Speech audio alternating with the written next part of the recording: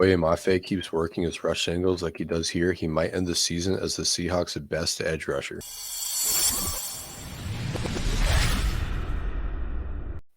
Hey guys, Griff here. It is time to break down Boye Mafe through 4 games in his second season.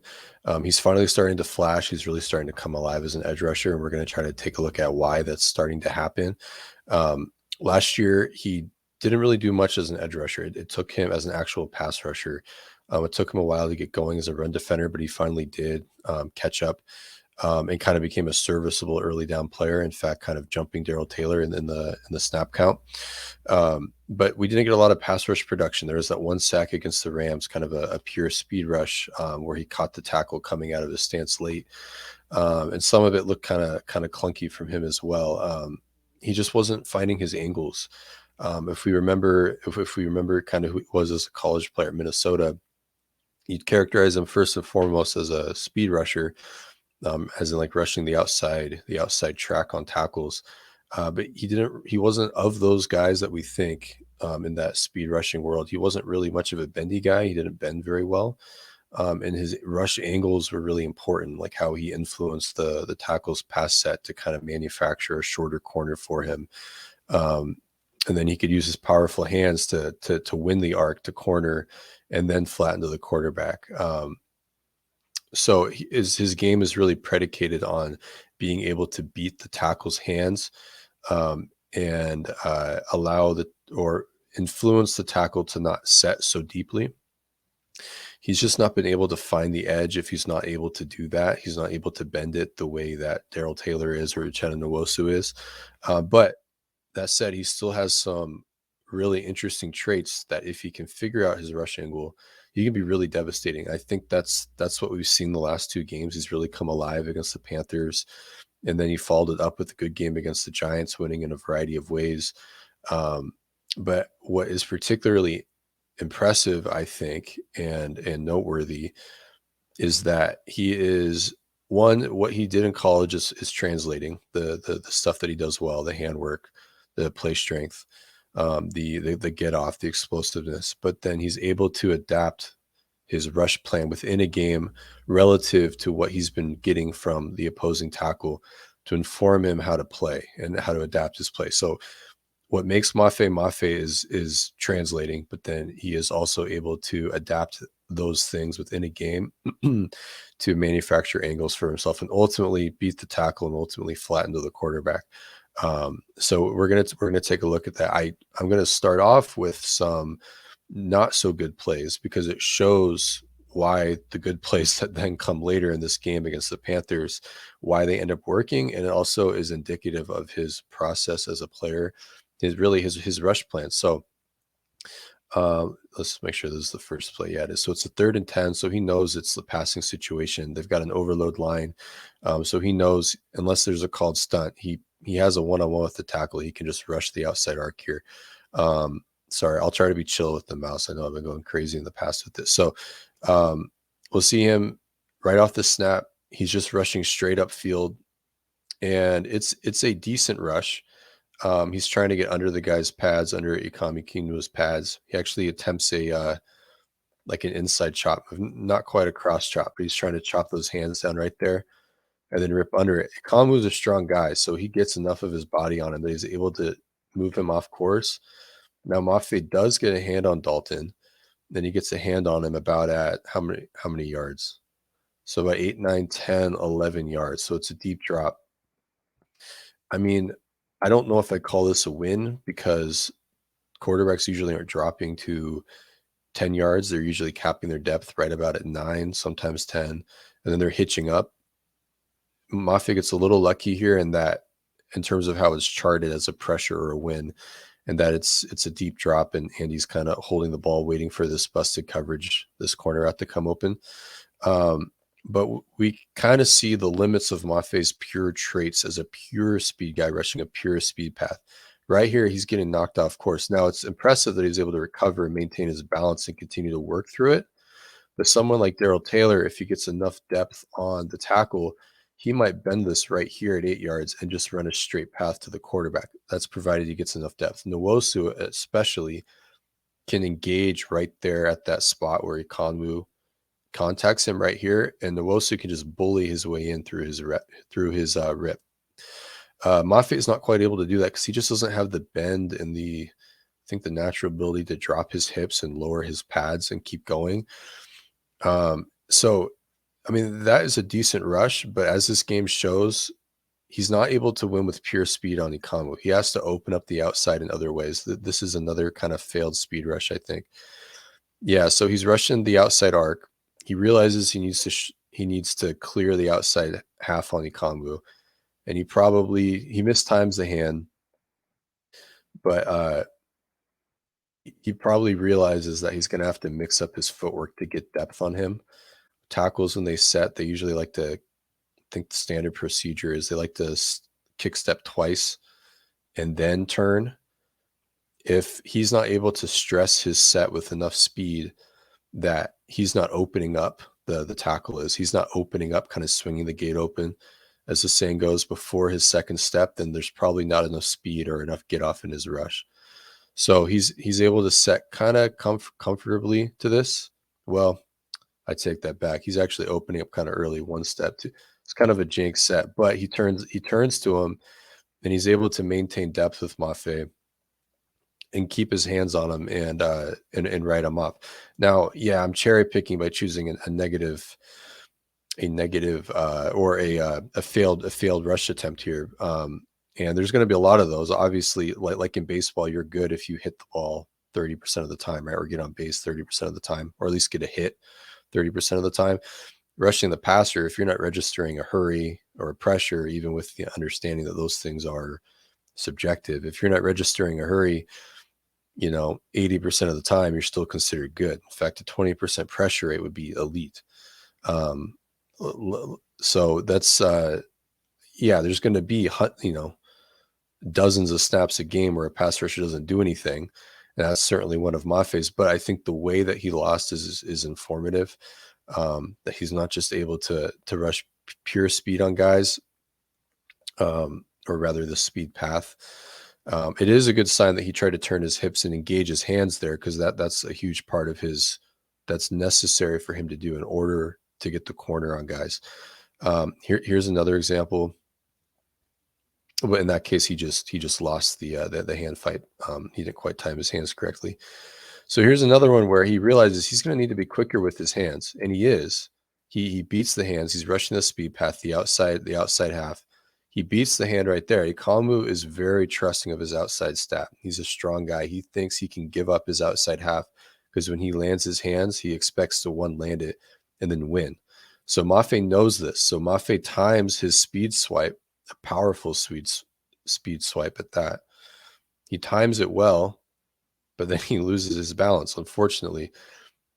I think this is, again, another example of the inherent limits that he does have. I mean, most edge rushers, barring Von Miller and Pete Khalil Mack, etc., have weaknesses. This is his. He just doesn't have a lot of flexibility, I think, in his lower half, and a lot of balance to kind of regain himself here.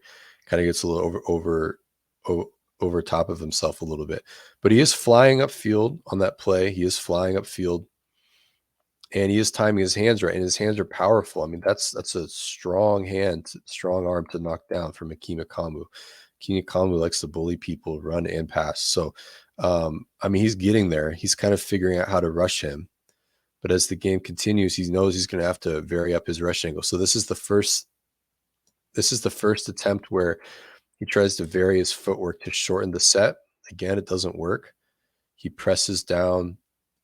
He rushes speed. He realizes he's oversetting a little bit. He presses to the inside and tries to club swim over the top. And it's just not enough. He's not moving rapidly enough. But he's realizing that he needs to adapt his rush angle. He's rushed speed 3 times. They haven't quite worked. He's going to have to vary up his footwork.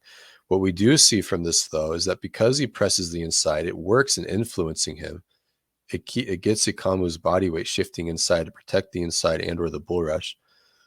And he's able to open up the outside, but he's not able to do anything with it and bend because, again, as far as the lateral agility goes, he's definitely not Darrell Taylor, and he's not quite Uchenna Nwosu. But I think he's starting to realize, though, throughout this game in real time what he needs to do to beat this guy. So then check out this rep. I'll let it run all the way through.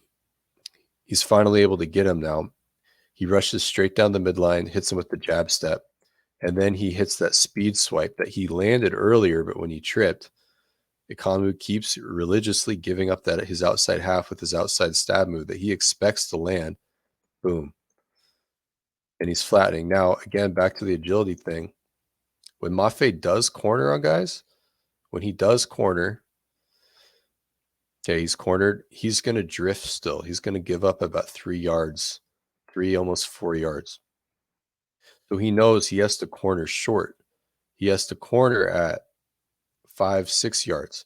If he can corner at 5, 6 yards instead of 7 or 8 yards, if he can corner right here, his 3 yards of drift can be accommodated because he's cornered short. And now he can get a hand on the quarterback. Obviously the ball comes out. It's like a 3-step fade from gun. It's a quick timing thing, but this you count as a win. I don't know if he'll get pressured as a hurry, but ESPN's model, PFF's model of win rate, I mean, he's definitely winning here. And what sets up that short corner is him influencing the depth and proximity of Ekonwu's set by rushing down his center line. And then he expands out with his outside foot, lands the hands. I mean, that's special for Mafe. The play strength at the top of the rush for a guy who's like 250, 255 is special. A lot of guys come out at 250 and they just don't have the play strength behind all their speed. And so he clearly does. So then he hits him with the same thing. Ekonwu's going to keep setting to him the same way, keep giving his outside half, expecting to stall his rush with his hands. Mafe kind of presses down the center, little shimmy, jab step, hits the speed swipe again. And then he's also able to shorten his bend too. So he kind of runs this a little tighter off of Ekonwu's hip. He's not afraid of Ekonwu able to bend him off because I think maybe it's just the way it plays out, but I think Mafe is trusting his play strength because he's got play strength. He's a beefy 250, 255. Hits the speed swipe, rips through, and gets a clean win on the quarterback. If Andy had to hold this ball, he and Uchenna are meeting in the quarterback's lap, and they're both splitting a sack. So this next play, so in real time, that's the end of the Panthers game. In real time, we saw him transition from pure speed rush to varying the move on the speed rush, to landing the move on the speed rush, but then not winning still, to then combining the outside move, the speed swipe that is, with a varied rush path on the tackle, and then he puts it all together and whips out like 2-3 clean wins to end the day. And that's part, like that right there is why he's got an absurdly high win rate by multiple charting companies. So start out with the Giants game. He starts off again, like his first real pass rush opportunity, at least the first one in the game where he counted as a win. He's rushing a speed path again. So he's starting off with games, at least the way I can tell. He's starting off with games trying to see what he can get away with pure speed on tackles. Now, he's not speed ripping. He's not like speed inside chop like Daryl Taylor might. He's trying to win with hands. Actually, I take that back. This is literally an inside chop. But he's rushing the outside half. And then, I mean, he lands a perfectly timed inside chop, almost a cross chop, finishes with the club, rips through, and he flattens. What depth does he flatten at? So the ball's at the 49. He ends up flattening. That's about 8 yards, 8, 9 flat. I mean, you take that. If you can cap the pocket, the quarterback's drop depth at 8, 9 yards, you can do that at a fairly high rate, which he is doing right now. You take that. Eventually, some of those are going to turn into sacks like they do this game. The other thing, we go back to what we talked about with Hakeem, how many steps or how many kick steps the tackle makes. That's really how you can judge the get off and the arc speed of a guy before they have to decide how they're going to bend, whether just through pure like speed rip or they're going to have like an overt explicit corner move. So I think that's Evan Neal. He can't finish his second kick step, and he's trying to. Like, this isn't like Ekonwu where he's kind of doing his own thing. He's trying to set like you're supposed to. He kick steps once, so his left foot is staying perpendicular to the line of scrimmage, and his chest is keeping perpendicular. Tries to kick step again, but Mafe's gaining too much depth where he doesn't The right tackle doesn't trust himself to be able to stay square and not give up the edge, so he starts to turn to him. As soon as he starts to turn to him, this is insane reaction time for Mafe. Mafe's then able to engage the outside half, the half man on the outside, and he does it by beating hands and flattening. So early on, he already knows he's banking on this. He's like, all right, my speed is working, at least as far as I can tell, as an outsider. So then I think on this same one, he's like, well, I'll just rush speed again. And he gets a hand on the quarterback. Clean win. What is this? 9 yards? 8, 9 yards. So he corners at 7, kind of drifts to 8, 9, 10. But he gets a clean win. Now again, it's the pure agility that's lacking shows up here, because if Darrell Taylor finds himself in this position, he's running a straight line right here. The difference between Mafe and Taylor is that Taylor in this position, if he gets pushed, yeah, he'll go flying. But if he can keep himself clean, he'll bend it. Mafe's advantage over Taylor is that Mafe can sustain contact right here. It's not the contact that will make him drift. It's his own lack of kind of pure agility. But again, he caps the quarterback's depth. Bobby Wagner has a good rush on the good disguise on his blitz path, or at least the way it's set up. And he makes the quarterback step up. I mean, that's a hurry. So he's showing that he can still affect the game with outside rushes on pure speed. And he doesn't even need to vary his set yet, or vary his pass rush path to make the tackle vary their set. He's opening the outside half with just pure speed and handwork. So unreal hand timing. That's how he won in college. He at Minnesota, he was raw coming out, but he wasn't raw in the way where he's like lacking moves. He has all the moves. Everything else was just rush angles and how he getting into position to use the moves that he has. Now he's finally able to get into position to use the moves that he has. And this is another outside win. Doesn't really affect the quarterbacks. It's a quick drop. I think they're running a quick game concept. So he's just kind of taking a one-step drop from shotgun. But and also the tackle knows he's only protecting for a quick drop. So he might be more inclined to give up the outside for the sake of defending the inside, which he kind of does. But I mean, that's fairly good bend from what we've seen from Boye. Dips his shoulder. I think he understands the concept, the quarterback drop. He's really trying to flatten this, and I mean he's cornering, bending, and flattening at about 7 yards there. So for Mafe standards, that's really good. He's getting his toes and hips cranked around. For guys that aren't super agile, they have to be make a really concerted, deliberate effort to crank their hips and toes around, because it allows them to change direction better. And that's something he in a lot of his outside rush move wins. That's something that he showed a lot of. So this is another case where the tackle's oversetting to the outside. Mafe reads it and he just converts to power on the inside. And he makes this rush look really easy too. Let's see it from the end zone angle. If I can get there. I did a bad job recording this one. My bad, guys. And girls and everybody.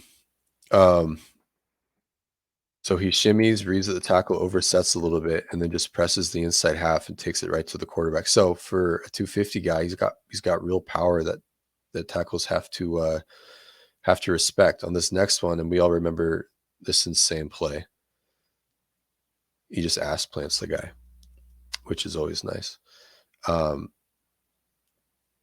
What is he doing? He's rushing speed. If he gives him a jab step as though he's trying to work outside, but I think he realizes he can just bull the guy, and he bull rushes him. Let's see the other angle. Yeah, so he just puts his speed is getting him off off balance. Maybe he's tripped by the left guard's left foot. I don't know.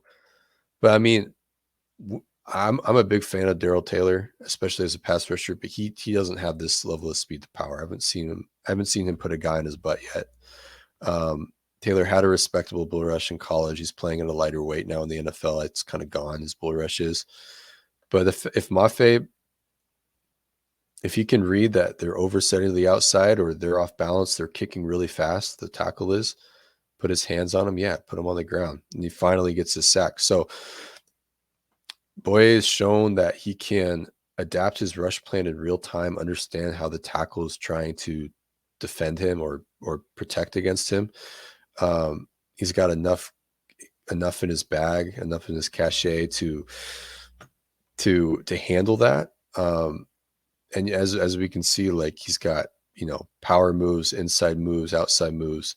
He can win with outside moves with varied rush paths. I mean, if he keeps this up at this rate that he's at, I mean, he might outperform Uchenna and Taylor. And those guys are not having bad seasons rushing the passer. I mean, Uchenna's been really effective. Daryl Taylor's had a lot of those wins at 9-10 yards. Just he hasn't faced quarterbacks that hold the ball.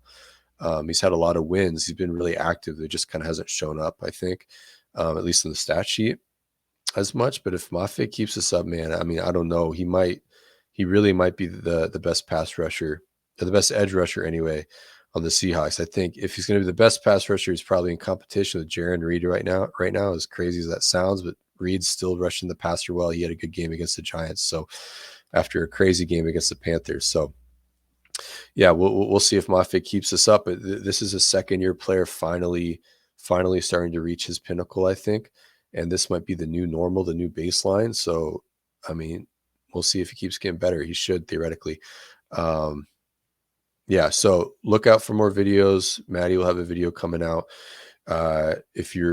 This will probably be uploaded on Saturday. If you're listening to this or watching this on Saturday or Sunday, we just had a really good guest podcast episode with Mike Duggar of The Athletic. Mike does great work kind of talking about the Seahawks season in general, kind of a 4-week retrospective as we approach the bye week and all that stuff. So check it out. All right, guys. Peace.